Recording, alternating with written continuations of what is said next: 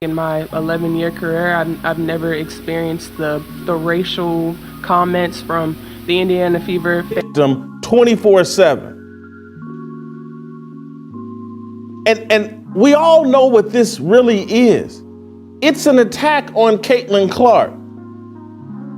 Caitlin Clark's the wrong face for this league because her fans are so racist. Alyssa Thomas is no stranger to controversy, but this time she's at the heart of a firestorm. She's facing suspension after an explosive altercation with none other than Caitlin Clark, a moment that's left fans and critics outraged. Things took a turn during a frustrating playoff game against the Minnesota Lynx, where Thomas seemed to crumble under the mounting pressure. But the real shocker came after the game, not during it. Instead of owning up to her performance in the post-game interview, Alyssa made a move that no one saw coming. She shifted the blame entirely, going as far as accusing Caitlin Clark's fans of racism, without offering any real evidence. Now, if you're watching this, chances are you're a part of Clark's massive fan base. And according to Alyssa's bizarre logic, that means you're a racist? Well, that's one bold accusation, Alyssa. Really, thanks for the insight.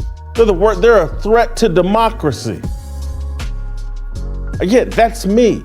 I'm a MAGA person. I'm allegedly a threat to democracy. I'm allegedly the black face of white supremacy. If I don't go along with whatever these black feminists say and all their victimhood and whining, in my 11 years, I've never dealt with what I've dealt with. You know why? Because no one cared about your league before Caitlin. It's almost mind-boggling how someone could brush aside Caitlin Clark's incredible achievements and reduce her success to nothing more than her skin color. If anything, Alyssa's suspension feels justified at this point. But the bigger question is, what did she actually say that ignited this firestorm? Why has everyone seemingly turned their backs on her? And could the league really sweep this under the rug? Stick with me, because we're about to dive deep into the controversy and uncover the real reasons behind Alyssa's sudden fall from grace. Honestly. And yeah, there's no place for it, and we've been professional throughout the whole entire thing, but I've never been called the things that I've been called on social media, and there's no place for it. And here's the kicker. Jason Whitlock didn't hold back on this one. Want to know what he had to say about the whole mess? Spoiler alert, it wasn't pretty. And so no one cared. A couple 300,000 people were watching your games before Caitlin Clark. Playoff games. And so now people showed up and you're dealing with what everybody deals with on social media. You've got 14,000 followers on Twitter.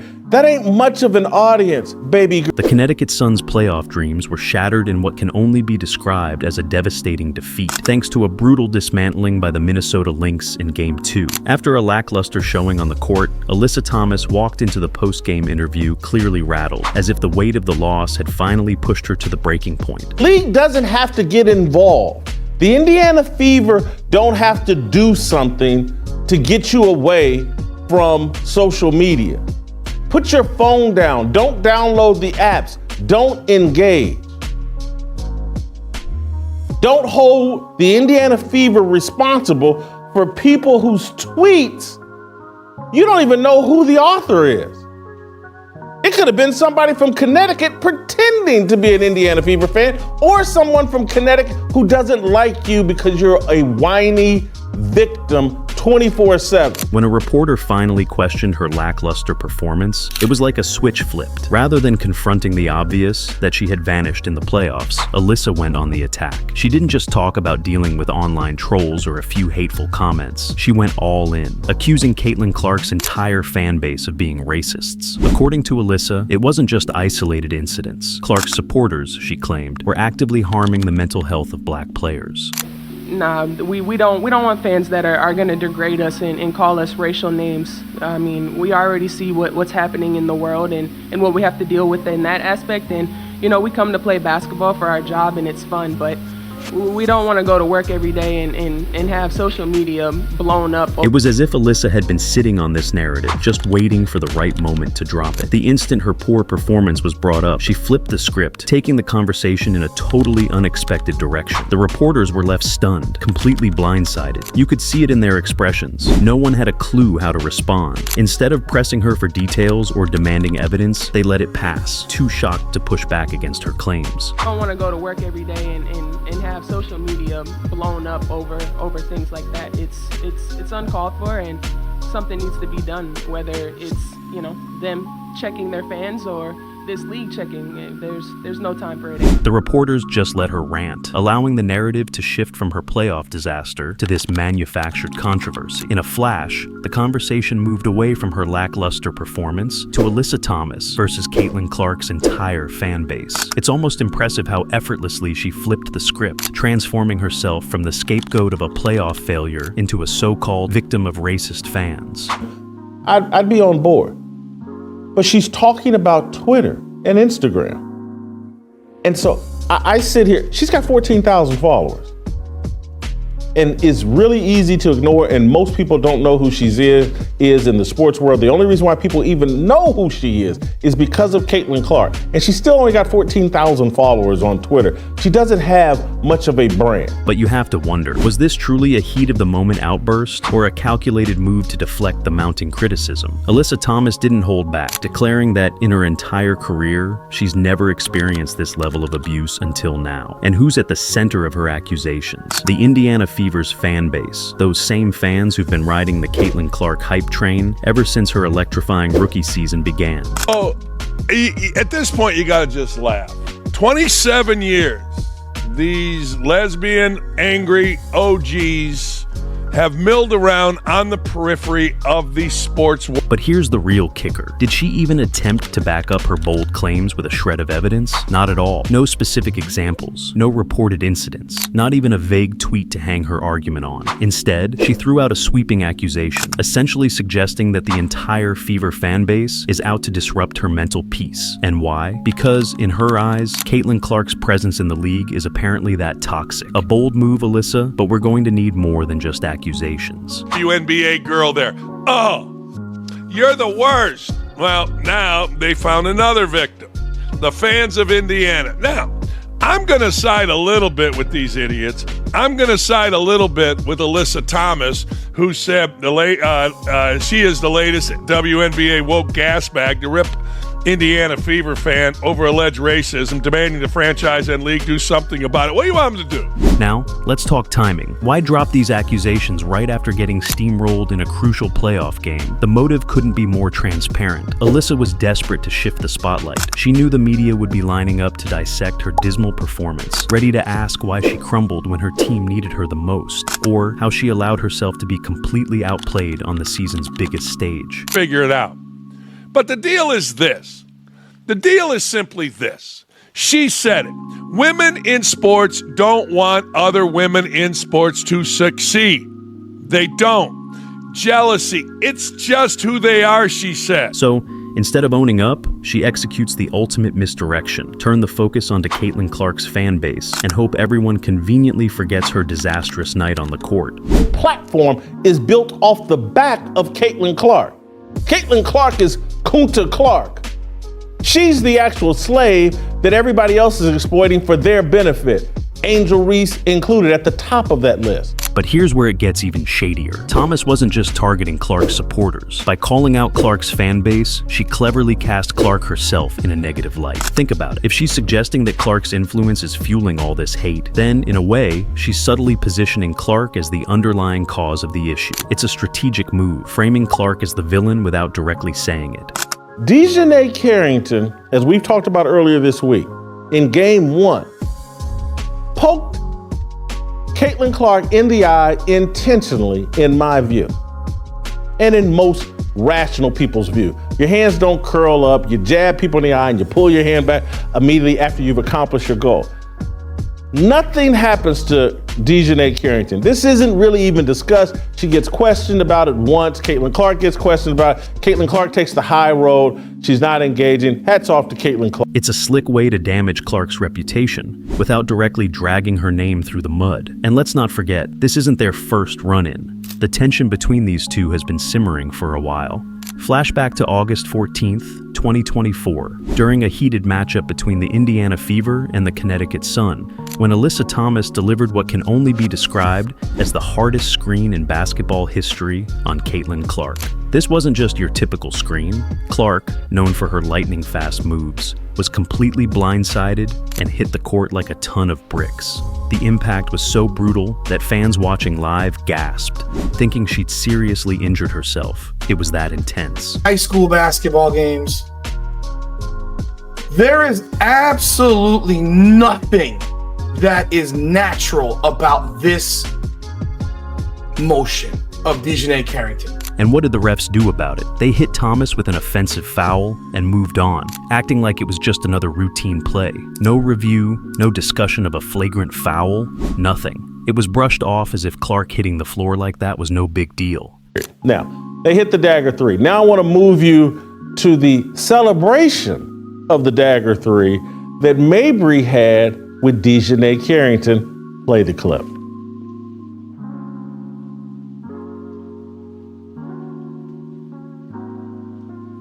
You see that? It's just a joke. Poke me in my eye, she tells Dejanay Carrington, poke me in my eye. For Alyssa, that's when everything began to spiral out of control. Clark's fans were outraged, and they made sure Alyssa felt the heat online. Around the same time, NBA legend Shannon Shaprey made a statement, pointing out that Alyssa was removed from the game because, well, it's Caitlin Clark, and you can't pull that kind of move on one of the league's brightest stars. The price of admission. I don't need anyone to shut down social media. I don't need anyone to protect me or protect my feelings or, oh my God, when I go to work and then I go open up social media. You know what? If I didn't like it or couldn't take it, I would delete the app. Problem solved. Even WNBA legends like Diana Taurasi weighed in, and she didn't hold back. Taurasi bluntly stated that Thomas should have been ejected for such a reckless play. It wasn't just a missed call, it was a dangerous one. But did Caitlin Clark let it faze her? Not at all. She popped right back up, flashed her signature grin, and even threw a playful wink to the crowd, as if to say, "I'm fine, this won't shake me," a classic Caitlin move. While everyone else was losing their minds over the lack of officiating, Clark stayed calm, composed, and totally unbothered. It was a powerful moment that only deepened the admiration from her fan base. If I didn't say this, a lot of this noise came by people that were sitting on this network. They tried to minimize her, said, well, you giving her all this credit. What about the women that came before her? What the women came before her, what they did cannot be taken away. That ain't got nothing to do with Caitlin Clark. But instead of taking responsibility for a play that could have easily injured a rising star, Alyssa went in the opposite direction. She positioned herself as the victim, insisting the backlash was all about race, not about her nearly sidelining a rookie phenom. It was a clear deflection, and anyone paying attention could see through it. The fans weren't angry because of race. They were mad because she played dirty. Simple as that. I went off, because I go off. I went off. I'm like, what are you talking about? Caitlin Clark has set every rookie and some WNBA records for assists and points. What's she supposed to do? Grab the rebound, take it down the court, dribble for 20, 30 seconds and shoot? And then dribble down the court and do it again? What is wrong with you people? But Alyssa had no interest in clearing things up. Instead, she doubled down, tossing around accusations and pointing fingers, hoping to create enough chaos that people would forget why she was under fire in the first place. And for a moment, it seemed like her tactic might actually work. She managed to drag Caitlin Clark's name into the fray, spinning the backlash as if it were a coordinated attack from Clark's so-called racist fans. But let's be real, it was all just a smokescreen. Strip away the noise, and at its core, this entire mess began because Alyssa refused to take accountability for her reckless play and underwhelming performance. Instead, she weaponized controversy to deflect criticism and shield herself from the real issue. Some of the ladies, not all, but some of the ladies in the WNBA are missing the point. And the point is, this girl right here is a box office attraction. And because of her box office attraction, it's generating more eyeballs to the WNBA product, therefore more revenue for the WNBA product. Don't you think y'all are going to benefit from that too? What's even crazier is that by taking this route, Alyssa has only made things worse for herself. Instead of managing the fallout from a single game, she's turned it into a full-blown scandal. She thought she could dodge one controversy by creating another, but all she's done is dig herself into an even deeper hole. And it wasn't just the fans who were fired up. Sports analysts and commentators from across the internet weighed in too. WNBA legends like Lisa Leslie and Cheryl Miller didn't hold back, calling Thomas's hit unsportsmanlike and downright dangerous. Their voices added even more fuel to the fire, turning this into one of the biggest stories in the league. Who kept them in it? That was a tough shot. Time after time, you see the blitz. Caitlin Clark is the most blitzed player in the WNBA, and she's still able to pull off. What a night for Alyssa Thomas. My goodness. A lot of times you see her points, you're like, oh, how much does she do? She does everything. One of the most strong players in WNBA. She is a queen. She's a bully in the best way. On ESPN's The Jump, the panel broke down the play frame by frame, with Rachel Nichols throwing some serious shade, saying, "You don't set a screen like that unless you're either making a statement or trying to hurt someone." By the next day, every major sports show was buzzing. Analysts on Around the Horn, Pardon the Interruption, and just about every hot take show out there were debating whether Thomas should have been ejected or even suspended outright. And just when you thought things couldn't get messier, Angel Reese decided to jump into the mix. Because why not throw more fuel on the fire, right? Reese, never one to shy away from drama, took to social media and her podcast to defend Thomas while taking shots at Clark's fan base. Her showing her ass or whatever she's doing. No, Caitlin Clark's game resonated. Caitlin Clark's rivalry with Reese resonated. It resonated with me, which means it resonates with men. Real men. Strong men. Reese reignited her own grievances against Clark's supporters, echoing familiar claims that Clark's fan base was biased and constantly targeting black players. But what started as a simple controversy over Thomas's foul soon exploded into something far bigger, something neither Thomas nor Reese could control. What began as a questionable screen in a regular season game spiraled into a full-blown scandal, leaving both of them in the hot seat. In an attempt to deflect from one controversy, they managed to create an even bigger one. Now, instead of the spotlight being on Clark's fans, it's firmly fixed on them. You're enjoying this content, but did you know it took countless hours to edit? If you haven't already, consider subscribing. Your support means everything and helps me keep bringing you more videos like this.